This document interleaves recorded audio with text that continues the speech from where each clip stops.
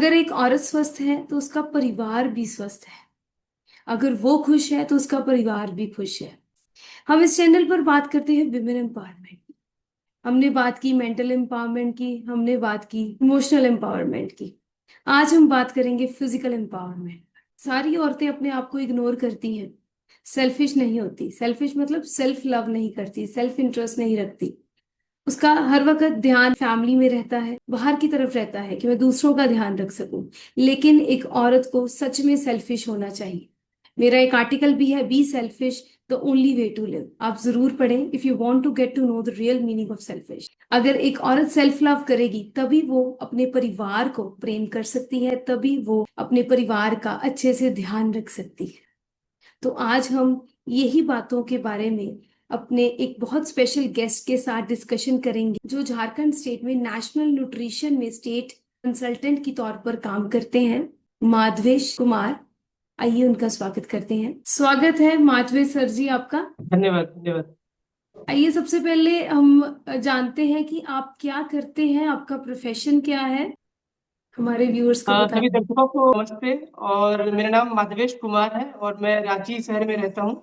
मेरी जन्म जो हुई है वो बिहार राज्य के दरभंगा जिले में हुई है। और मैं वर्तमान में जो समाज कल्याण निदेशालय है वहाँ पर मैं स्टेट कंसल्टेंट पोषण अभियान के रूप में कार्य करता हूँ। पोषण अभियान जो है भारत सरकार का एक बहुत ही महत्वाकांक्षी प्रोग्राम है, जिसके माध्यम से लाखों बच्चों और गर्भवती माताओं, धात्री माताओं और किशोरी युवतियों के लिए सरकार कार्य करती है। और उस संदर्भ में मैं राज्य में बहुत ही महत्वपूर्ण योगदान दे रहा हूँ। साथ ही साथ मैं एक माइंडफुल पेरेंटिंग कोच भी हूँ। जो छोटे बच्चे हैं और जो विमेन है, स्पेशली प्रेग्नेंट विमेन है, आप उनकी न्यूट्रिशन है उसको आप गाइड करते हैं और उसको आप सुपरवाइज करते हैं। आप इस फील्ड में जाने के लिए कैसे इंस्पायर हुए? क्या है कि मेरे पापा जी जो जॉब करते थे वो ट्रांसफरेबल जॉब था। और बहुत हम लोग जो रहते थे जीवन में, तो बचपन में भी बहुत अलग अलग जगह में जाते आते रहते थे। और इसी क्रम में जब थोड़ा मैं मैच्योर हुआ, जब मैं क्लास 8 9 10 में आया था, तो मैं कुर्डे की जगह है, सिमडेगा जिला का एक ब्लॉक है जो कि बाउंड्री एरिया है वहाँ पे उड़ीसा और छत्तीसगढ़ का। तो वहाँ पे मैं गया था। वो पूरा एक ग्रामीण इलाका था और वहाँ पे बहुत सारे लोग जो आदिवासी जो कल्चर है उसमें रहा करते थे। और वहाँ की जो आबो हवा थी, वहाँ के जो जब लोग से मिला और जब मैं स्कूल में जाता था तो देखता था सच में एक तरह से एक पॉवर्टी है, एक तरह से गरीबी है, लोग एक डिफरेंट लेवल पे जी रहे हैं। तो एक मन में था उस समय से ही कि इन लोगों के लिए कुछ काम करना है, समाज सेवा के लिए मुझे काम करना है, विशेष रूप से खास करके ग्रामीण क्षेत्रों के लिए। और वही चीज मुझे कहीं ना कहीं मुझे सबकॉन्शियस माइंड ने मुझे प्रेरित किया। और मैं जब आगे जब पढ़ता गया तो लास्ट में जो मैंने डिग्री ली थी, post graduate diploma in management, वो मेरे डेवलपमेंट सब्जेक्ट से था। और डेवलपमेंट सब्जेक्ट के जाने के कारण से मैं एक प्रधान एनजीओ में ज्वाइन किया, जहाँ पे महिलाओं के साथ मैंने काम किया। और फिर पुनः लगभग 10 साल से मैं इस समाज कल्याण निदेशालय में हूँ, जहाँ पे मैं मुख्य रूप से पोषण, मातृत्व एवं शिशु पोषण के रूप में काम कर रहा हूँ। इस प्रकार मेरी जर्नी शुरुआत हुई सबकॉन्शियस माइंड से, और वास्तव में मैं यहाँ पे इस चीज के प्रति मैं इन्वॉल्व हो पाया। अरे वाह, जिस चीज को आपने मैनिफेस्ट किया आपने उस चीज को पूरा किया, बहुत बढ़िया। तो इस फील्ड में आपको कौन कौन से चैलेंजेस फेस करने पड़ते हैं? सबसे बड़ी बात है कि चूंकि जब महिलाओं के साथ काम करते हैं, एक पुरुष हैं, तो एक मतलब एक ट्रस्ट को बिल्डअप करना, ट्रस्ट को जीत पाना ही सबसे बड़ा चुनौती होता है। खास करके जब महिलाओं में, जब हम पहली बार हम लोग जब फील्ड में गए थे प्रधान एनजीओ में, जब मैंने काम शुरुआत किया था, तो जो हम लोग का जो जीवन था वो गांव में ही रहता था। मतलब अगर बोलेंगे तो हमारा 24 आवर्स का जो था, 10 घंटा हम लोग गाँव में ही बिताते थे। तो उस समय से जो है जर्नी जो था वो एक चैलेंज था कि कैसे उनके पास पहुंच पाए। तो उनके लिए हम लोग जरूरी था कि उनको हम मदद करें जिस काम में वो डिफिकल्टी फेस कर रहे हैं। और जब हम इस तरह से जब उनके साथ कनेक्ट करते थे तो हमको हमारे प्रति ट्रस्ट करते थे। अपनी बातें बताना हो या उनसे मालूम से कुछ और जानना हो तो वो हमको मदद करते थे, क्योंकि जब तक उनका ट्रस्ट जीतेंगे नहीं ना, तो कहीं ना कहीं वो खुल के हम बता नहीं पाएंगे उनकी क्या समस्याएं हैं। और आप एज ए डेवलपमेंट प्रोफेसर उनको बहुत बड़ा मदद नहीं कर सकते जब तक उनको जानेंगे नहीं, तो मदद कैसे करेंगे। ये तो बहुत ही बढ़िया आपने बोला। ये एक ट्रस्ट डेवलप करना पड़ता है, क्योंकि जो विमेन है वो कंफर्टेबल फील करेंगी तभी शेयर करेंगी। आपको क्या लगता है कि जो औरतों की जो हेल्थ है वो कितनी इंपॉर्टेंट है किसी भी फैमिली के लिए? देखिए, मेरा तो मानना है कि औरतों का हेल्थ सबसे इम्पोर्टेंट है, इवन पुरुषों से ज्यादा। क्योंकि आप देखिए, क्योंकि वो औरत ही है जो कि नेक्स्ट जनरेशन को जनरेट कर रही हैं, उनका ज्यादा जी। अहम रोल है।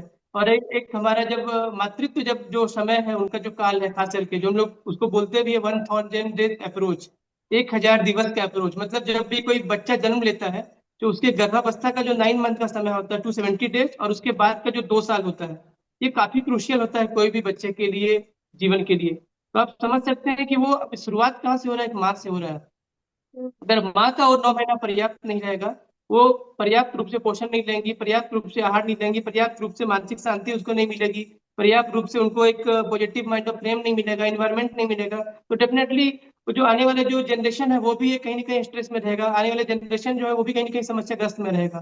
तो सबसे महत्वपूर्ण है कि उनको हम लोग प्रॉपर न्यूट्रिशन डाइट के साथ साथ उनको एक पॉजिटिव इन्वायरमेंट भी दें। और इसलिए बहुत अहम हो जाता है कि घर में महिलाएं का स्वास्थ्य जो है और उनका जो मानसिक शांति है वो बहुत महत्वपूर्ण अच्छे तरीके से रहे। या कौन से चैलेंजेस फेस करने पड़ते हैं कि विमेन अच्छा न्यूट्रिशन ले सके? कि हमारा समाज जो है थोड़ा शुरुआत से बराबरी जैसा नहीं रहा है, हालांकि आज के समय में थोड़ा परिवर्तन समाज में आ रहा है, परंतु एक सिस्टम था जो कि जैसे कि घर में अगर हम एक क्वेश्चन पूछें तो कि सबसे लेट कौन सोता है तो महिलाएं होंगी, और सबसे जल्दी कौन उठता है तो वो भी महिलाएं होंगी। महिलाएं होंगी। तो मतलब एक छोटा सा एक चीज है, मगर उससे रिलेशन मतलब ये मिलता है कि मतलब उनको प्रॉपर शायद नींद भी नहीं मिल पा रहा हो। एक छोटा सा एग्जांपल है उसी हिसाब से जब हम खाने की बात करेंगे तो क्या होता है घर परिवार में अक्सर क्या होता है, सबसे जो माताएं होती है जनरली सभी को खिला जाती है, अपने हस्बैंड को खिलाती हैं, अपने सास को खिलाती हैं, अपने बच्चे को खिलाती है, और तब जाके वो स्वयं खाने के लिए आती है। हो सकता है, कोई जरूरी नहीं कि जानबूझकर, बट कई बार क्या होता है बिना जानबूझ किए हुए भी कई बार ऐसा होता है कि उनके पास जब आते आते जब खाने का वक्त होता है तब चला पता है हो सकता है कुछ सामग्री जो उसके अंदर नहीं रहा। जो हम लोग एक बेसिक कॉन्सेप्ट की बात करते हैं कि एक हमारा खाना जो होना चाहिए वो तिरंगा खाना होना चाहिए। हो सकता है कि इस तिरंगे खाने में हो सकता है पीला चीज रहा रहा हो सकता है उस खाने में व्हाइट वाला चीज रह रहा हो, मगर ग्रीन का पार्ट जिसको सब्जी से हम कंपेयर करते हैं, सब्जी से रिलेट करते हैं, सब्जी हो सकता है ना रहा हो, लास्ट में छूट गया हो।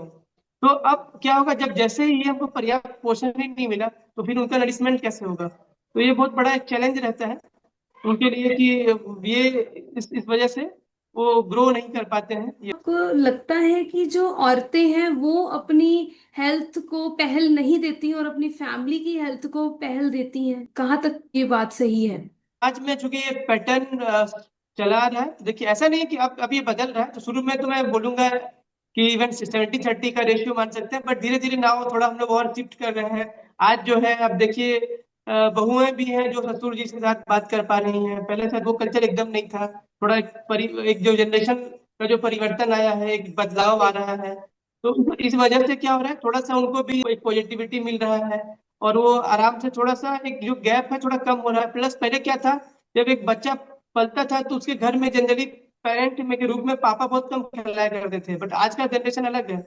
अब चूंकि परिवार है सिंगल सिंगल रह रहे हैं तो वहां पे उस परिवार में हस्बैंड का भी रोल बहुत बड़ा हो जाता है, और वो कहीं ना कहीं वो भी इन्वॉल्व रहता है। तो जैसे ही इन्वॉल्व रहता है तो क्या होता है थोड़ा सा खाना पीना भी कभी साथ में हो गया, तो उस लेवल से थोड़ा चेंजेस हुआ है। बट अभी भी जब आप गांव के अंदर जब जाएंगे, जब जहाँ पे मैं काम करता था पोड़ैया गोड्डा जिला का, या अभी भी जब हम लोग कई बार गांव जाते हैं तो देखेंगे कि वहां अभी भी ऐसा चीज है कि कहीं ना कहीं महिलाएं जो है लास्ट में ही खा रही थी। इसीलिए और हमारा ये रोल भी है, हमारे विभाग का भी ये रोल है, हमारा भी रोल है पर्सनल लेवल पे भी, व्यक्तिगत रूप पे भी, कैसे हम लोग इसको चीजों को अवेयर करें, और उसको उसको सबको एक मन में इग्नाइट जलाएं ताकि वो भी जो है इस चीज को महसूस कर पाए। कई बार महिलाएं उस चीज को एक्सेप्ट ही नहीं कर पाती हैं, वो लगता है कि नहीं मेरा दुनिया बाहर की ही जगह में ही है, बट उनको ये रियलाइज कराना कि आप भी एक महत्वपूर्ण स्थान रखते हैं, आप अपने लिए ही ना सही बल्कि और लोगों के लिए, तो डेफिनेटली उनके अंदर एक पॉजिटिविटी आएगा, चेंज ऑफ थॉट्स आएगा। समाज बदल भी रहा है और उनकी वैल्यू भी इंक्रीज हो रही है और वो अपनी खुद की भी वैल्यू कर रही हैं।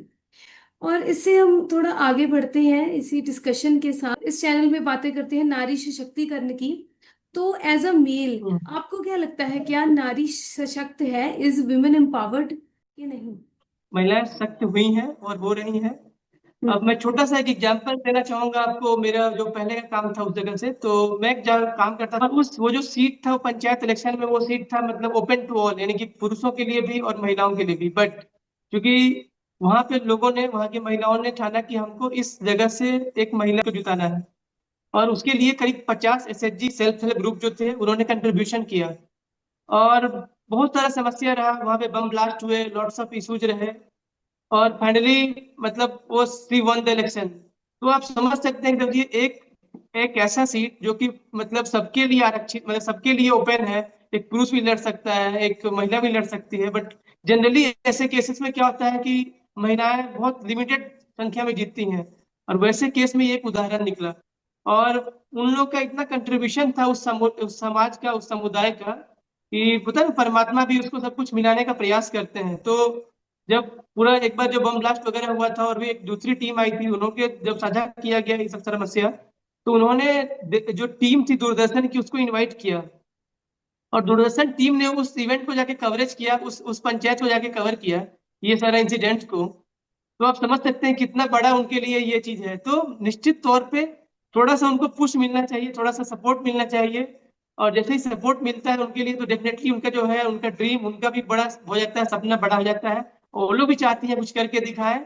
और ये इसका जितना ज्यादा उदाहरण उदाहरण है, मैं अक्सर मैं रिलेट करते रहता हूँ उस इंसिडेंट से, कि जहाँ पे ओपन टू ऑल है और उसके अगेंस्ट में अलग अलग, मैं थोड़ा चूंकि पॉलिटिकल पार्टी के लोग भी उसके अगेंस्ट में फाइट कर रहे थे, बट उसके बावजूद एक कॉमन मैन का जीतना, एक कॉमन विमेन का जीतना, ये बहुत बड़ी बात थी। तो अगर सशक्त नहीं होती महिला तो शायद वो नहीं हुआ रहता। एकदम बहुत बढ़िया। आजकल हम नारी सशक्तिकरण की जब भी परिवार में बात करते हैं या कहीं भी हम सुनते हैं, तो मेल कम्युनिटी का या कुछ आम लोगों का, यहाँ तक कि औरतों का भी कई बार ये जवाब आता है कि अगर नारी सशक्त हो गई या वुमेन एम्पावरमेंट के जो मोर्चे लगा रहे हैं वो परिवार को तोड़ेंगे। क्या आपको क्या लगता है कि ये बात कहाँ तक सच है? क्या नारी सशक्तिकरण का मतलब ये है कि वो परिवार टूटेंगे?